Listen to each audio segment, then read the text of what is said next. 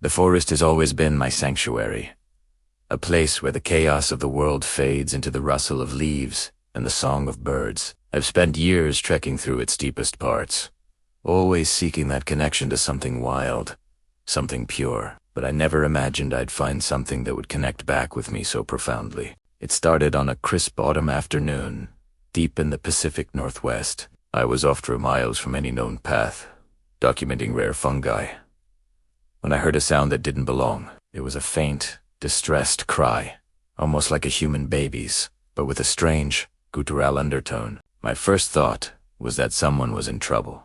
I followed the sound, my heart pounding, pushing through dense ferns and ancient trees. The crying grew louder, more desperate. I finally broke through a thicket of rhododendrons into a small, hidden clearing. And that's when I saw him. Curled up at the base of a giant redwood was a small, hairy creature, no bigger than a toddler. It was covered in soft, auburn fur, with large, dark eyes filled with tears and terror. It was undeniably an infant, but not a human one.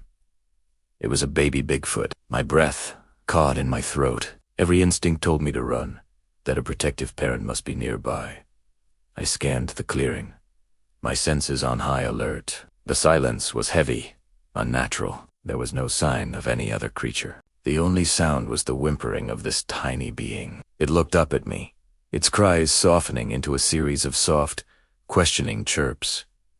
It was alone, abandoned, and terrified. All thoughts of my own safety vanished, replaced by an overwhelming wave of compassion.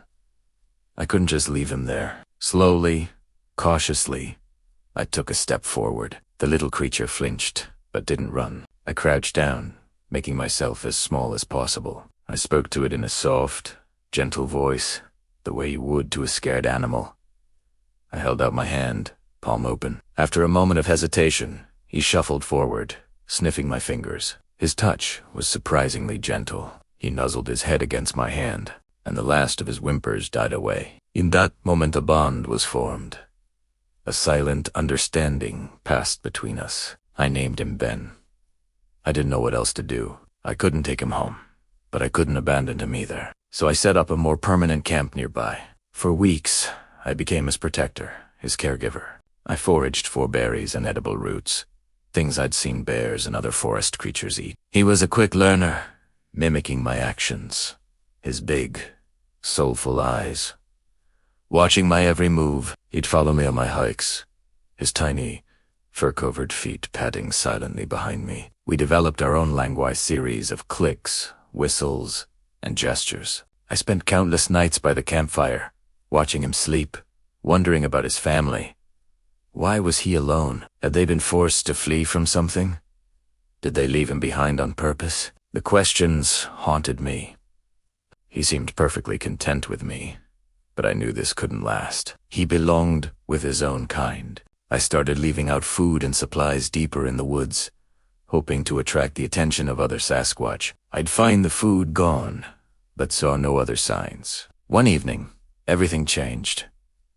We were near a ridge overlooking a valley when we heard it. A deep, resonant call echoed through the trees. It was a sound I'd only read about in witness reports of Sasquatch call. Ben Frosi. His head snapped up, and he let out an excited, high-pitched response. A moment later, 2 massive figures emerged from the tree line on the far side of the valley. They were a UJ, towering over the tallest pines, their dark fur blending with the evening shadows.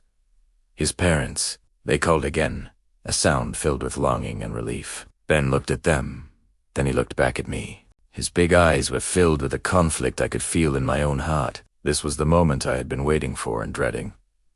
I gave him a gentle nudge. "Go on," I whispered, my voice thick with emotion. "They're here for you. Go to your family." He took a few hesitant steps towards the valley's edge, chirping back at the 2 figures. They responded with soft, encouraging calls. But then, he stopped. He turned around and ran back to me, wrapping his small arms around my leg, burying his face in my pants.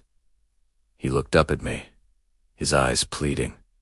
He was choosing me. The 2 giants across the valley watched in silence. I could feel their gaze, a mixture of confusion and, perhaps, understanding. They let out one final, mournful call before turning and melting back into the forest.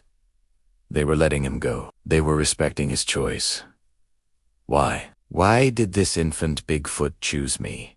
A human over his own kind. I've thought about it every day since.